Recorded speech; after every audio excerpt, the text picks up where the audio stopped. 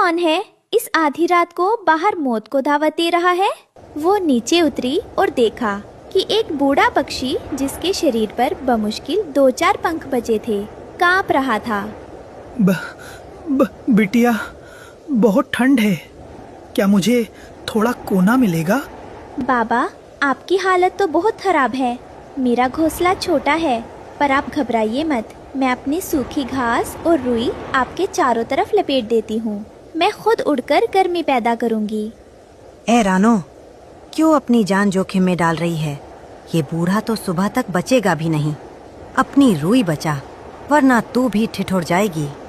चुप रहो कालू, किसी की मदद करना जोखिम नहीं, धर्म होता है। बाबा, आप फिक्र ना करें, मैं यही हूँ। पूरी रात रानो जागती रही। सुबह होते ही सूरज की पहली किरण के साथ वो बूढ़ा पक्षी एक सुनहरी रोशनी में बदल गया। रानो, मैं तुम्हारी परीक्षा ले रहा था। इस क्रूर दुनिया में तुम्हारी ममता बेमिसाल है। ये लो, मायावी स्वर्ण जादुई ब्रश। इससे तुम जो भी बनाओगी वो जीवित हो उठेगा। लेकिन याद रखना, इसकी स्याही तुम्हारे हृदय की अच्छाई से चलती है। जिस दिन लालच आएगा, ये पत्थर बन जाएगी। अरे, ये तो सचमुच जादू है। टुनटुनी, मिट्ठू तोते, सब इधर आओ, आज कोई भूखा नहीं सोएगा। रानो, मेरे बच्चे बेघर हैं। पिछली बारिश में पेड़ गिर गया था। क्या तुम? क्यों नहीं टुनटुनी, देखो। रानो ने हवा में एक मजबूत लकड़ी का महलनुमा घोंसला उकेरा। देखते ही देखते डाल पर एक आलीशान घर बन गया, जिसमें मखमली बिछावन था। वाह रानो, तुम तो कमाल हो। पर देखो, कालू तुम्हें गुस्से से देख रहा है। ये छोटी सी चिड़िया इतनी ताकतवर कैसे हो गई?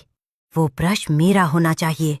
मैं उससे सोने के अंडे देने वाली मुर्गी बनाऊंगा और पूरा जंगल मेरा गुलाम होगा।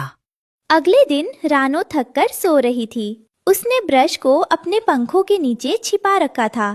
कालू दबे पाँव आया। सो जा छोटी रानी। अब ये ब्रश कालू राजा की किस्मत चमकाएगा। कालू ने धीरे से ब्रश निकाला और अपनी अंधेरी गुफा की ओर भागा। वो बहुत उत्साहित था। अब मैं बनाऊंगा एक विशाल सोने का पिंजरा, जिसमें रानो और उसके दोस्त कैद रहेंगे, और मेरे लिए शाही दावत। कालू ने जमीन पर ऊबड़ खाबड़ लकीरें खींची, लेकिन क्योंकि उसका मन मैला था, जादू उल्टा होने लगा। ये क्या? ओए ब्रश, ठीक से काम कर। मुझे सोना चाहिए, ये कांटे नहीं। बचाओ, कोई मुझे इन झाड़ियों से निकालो। रानो की आंख खुली तो उसने देखा ब्रश गायब है। वो कालू की चीखें सुनकर उसकी गुफा तक पहुंची। कालू कांटों के बीच फंसा था और भारी पत्थर उसे दबा रहे थे। कालू, मैंने मना किया था ना, ये ब्रश तुम्हारी बुरी इच्छाओं को पूरा नहीं करेगा। रानो, मुझे बचा लो, मैं मर जाऊंगा। मुझे ये ब्रश नहीं चाहिए, मुझे बस जिंदगी चाहिए। मैं बहुत बड़ा पापी हूँ। रानो ने देखा कि ब्रश की स्याही अब बस एक आखिरी बूंद बची थी। अगर वो इसका इस्तेमाल कालू को बचाने में करती, तो वो अपने लिए भविष्य में कुछ नहीं बना पाती। रानो, इसे मत बचाओ, इसने चोरी की है, इसे सजा मिलने दो। नहीं मिट्ठू, अगर मैं इसके साथ बुरा करूंगी तो मुझ में और इसमें क्या फर्क रह जाएगा? बाबा ने कहा था, मदद ही सबसे बड़ा जादू है। रानो ने आखिरी बूंद से एक विशाल कैची बनाई। कैची ने कालू को जकड़ने वाले कांटों को काट दिया और पत्थर रेत बनकर बिखर गए। जैसे ही काम पूरा हुआ, वो जादुई ब्रश एक साधारण लकड़ी की टहनी बन गया। कालू जमीन पर गिर पड़ा। उसकी आंखों में शर्मिंदगी के आंसू थे। मैं खुद लकड़ियां ढोकर लाऊंगा और सबके घर बनाने में तुम्हारी मदद करूंगा। पूरा जंगल यह देखकर हैरान था कि एक जादुई ब्रश ने न केवल घर और खाना दिया, बल्कि एक पत्थर दिल कौवे को भी पिघलाकर सोना बना दिया। जादुई ब्रश अब एक साधारण लकड़ी का टुकड़ा बन चुका था, जिसे रानो ने अपनी स्मृति के तौर पर घोंसले के कोने में सजा दिया था। रानो, देखो, मैं बरगद की सूखी टहनियां लाया हूँ। आज हम टुनटुनी के घोंसले की छत मरम्मत करेंगे। शाबाश कालू भाई, तुम्हारी मेहनत देखकर बहुत खुशी होती है। देखो, बिना जादू के भी हम कितना कुछ कर पा रहे हैं। अरे, तुम दोनों यहाँ बातें कर रहे हो? आसमान की तरफ देखो, सूरज ढलने से पहले ही अंधेरा क्यों हो रहा है?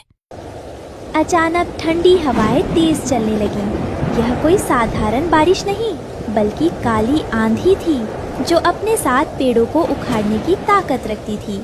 सब पक्षियों को इकट्ठा करो, यह आंधी खतरनाक है। सब पुराने खोखले तने की ओर भागो। पर रानो, वहाँ तो सिर्फ 10-12 पक्षी आ सकते हैं। बाकी छोटे पक्षियों और उनके बच्चों का क्या होगा?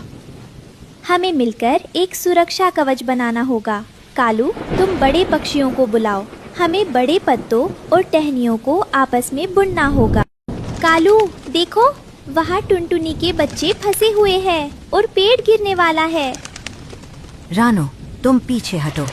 मैं अपनी जान की बाजी लगा दूंगा, पर आज किसी को कुछ नहीं होने दूंगा। तभी एक बड़ी डाल कालू के ऊपर गिरने लगी। कालू, बचो! रानो ने फुर्ती से जाकर कालू को धक्का दिया, लेकिन डाल रानो के पंख को छूती हुई निकल गई। रानो जमीन पर गिर पड़ी।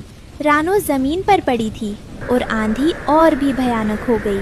कालू ने भागकर रानो को अपने पंखों के नीचे छुपा लिया। हे ईश्वर, आज मेरे पास वो जादुई ब्रश होता तो मैं रानो को बचा लेता। मैंने लालच में उसकी शक्ति बर्बाद कर दी थी। मुझे सजा दो, पर रानो को बचा लो। तभी रानो के घोंसले में रखा वो पुराना साधारण ब्रश अचानक चमकने लगा। वो उड़कर रानो के पास आ गिरा। कालू, देखो, बाबा की आवाज सुनाई दे रही है। रानो, जादू ब्रश में नहीं, बलिदान में होता है। कालू ने आज अपना जीवन दांव पर लगाया और तुमने उसे बचाने के लिए खुद को चोट पहुंचाई। यही सच्चा जादू है। अचानक रानो के जख्म ठीक हो गए। वो लकड़ी का टुकड़ा फिर से चमकने लगा, पर इस बार वो रानो के हाथ में नहीं, बल्कि हवा में तैर रहा था। कालू, पकड़ो इसे, हम दोनों मिलकर इसे पकड़ेंगे। जैसे ही रानो और कालू ने मिलकर उस लकड़ी को छुआ, वहाँ से सुनहरी किरणें निकली और पूरे जंगल के ऊपर एक सुनहरी छतरी तन गई। आंधी की एक बूंद भी नीचे नहीं गिर पा रही थी। चमत्कार! देखो, हम सब सुरक्षित हैं। कालू भाई, देखा आपने? जब हम साथ मिलकर निस्वार्थ भाव से कुछ मानते हैं, तो पूरी कायनात हमारी मदद करती है। आंधी थम गई, सुनहरी छतरी धीरे धीरे गायब हो गई और वो लकड़ी का ब्रश हमेशा के लिए हवा में गायब हो गया। अब मुझे समझ आया, जादू चीजों में नहीं, हमारे दिलों में होता है। रानो, आज से मैं तुम्हारा रक्षक हूँ और इस जंगल का सेवक। और हम सब मिलकर इस जंगल को स्वर्ग बनाएंगे, जहाँ किसी ब्रश की जरूरत नहीं होगी, बस प्यार और भरोसा होगा। इस कहानी से हमें सीख मिलती है कि एकता में वो शक्ति है जो असंभव को भी संभव बना देती है।